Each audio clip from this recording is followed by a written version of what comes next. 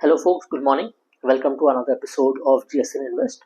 In this episode, we'll be looking at a very interesting sector, which is the microfinance space, right? And Avendus has come out with a very detailed report on the space. So we just wanted to cover a brief overview of the sector, what has happened in the sector over the last 4 or 5 quarters, where we are currently, and going forward, what could be the changes that we see as such, right?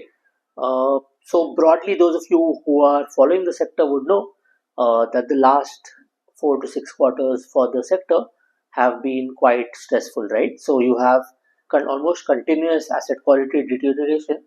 Your GNPAs have been spiking, your write-offs have been spiking, and all of that is naturally impacting uh, the uh, the companies that are in the MFI space, right? So two kind of small points that we want to kind of touch upon before we dive deeper into the MFI space. So two major kind of catalysts that have impacted the business. One is the regulator, that is RBI, noticed that on the retail lending side, because lenders were becoming so aggressive, the number of lenders lending to one individual entity had increased quite a bit, right? So there were like 4 entities, 5 entities lending to one individual as such, right? And that is obviously not a good sign, because if that person goes bust, there are multiple entities that are impacted.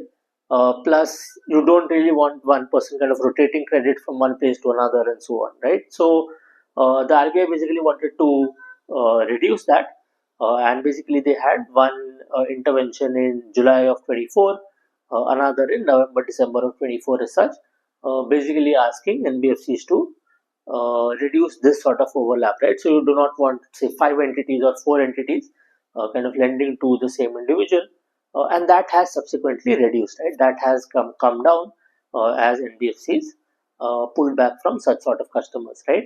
Now, obviously, this in itself will create a stressing event, right? So, if liquidity is pulled out of the system, the people who have kind of borrowed from multiple entities are potentially the weakest in the chain, right? Otherwise, they wouldn't have over levered so much. So these guys will take the first hit as that sort of liquidity is pulled out, and they'll start defaulting, and that kind of brings one layer of stress.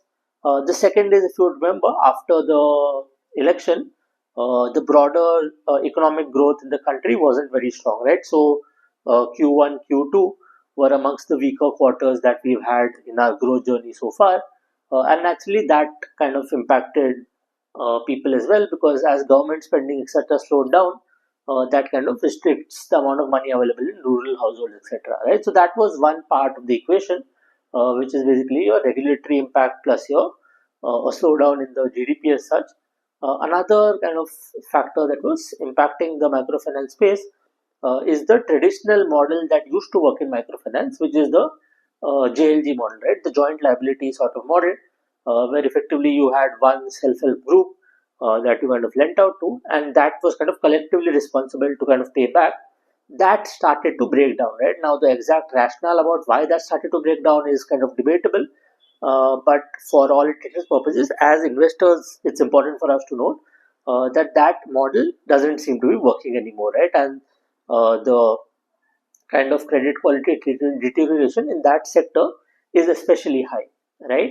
And that was for a lot of MFIs, that was bread and butter for them. So obviously, as that business took a hit, MFIs took a larger hit as such, right? And that you will see kind of has panned out over the last few quarters. MFIs have been kind of guiding that there could be some uh, moderation and some kind of bottoming out happening, but at least even up to this quarter, that doesn't really seem to be playing out as such, right? So, broad weakness in the sector as such. That being said, there are still a lot of positives going for MFIs, right? So, obviously, the negatives are now very, very well known, and because asset quality has deteriorated for a couple of quarters now, a lot of that is in price, right? So, for context, typically your MFIs of this sort through cycle used to be at around 1.4, 1.5x sort of multiples, right? Price to book, obviously. Currently, these are now at closer to 1.1 types multiples, right? So you've had a good amount of compression, and obviously, uh, the business has taken a hit as well. At some point, as the cycle reverts, the multiples will obviously mean revert as well, right? So you are, from at least a valuation standpoint, at a reasonably okay place.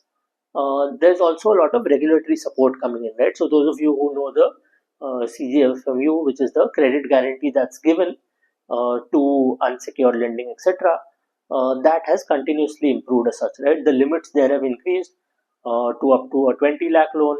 The quantum of protection, etc., that's given has been improved as well, right? So effectively, if MFI takes the credit guarantee benefit there, obviously they'll have to pay a premium for it, but you effectively break even at around 2.8% GNPA as such, right? So beyond a certain point, even though on your books it'll look like your asset quality is materially weak, you'll get a kickback from the government on that front, uh, obviously with a small delay, and as a result of which the core impact to you will be capped at a particular point, right? So that is one kind of benefit that the government is effectively giving you to go out and do unsecured lending as such, right? And then obviously, because India is such a credit starved nation, the demand for this will always be there, right? So at no point will you find a scenario where there is no demand for retail unsecured credit. So from a demand standpoint, you have a very, very strong demand environment. It's just that at some point, lenders will be confident about collections, etc., in this segment, at which point they will start resuming as such, right? So that was kind of a brief background about what has happened in the industry and how the regulators have kind of tried to first control the damage and then provide some amount of support to the MFIs as well, right? Now, obviously, the transition back to kind of lending aggressively in microfinance will not happen as quickly.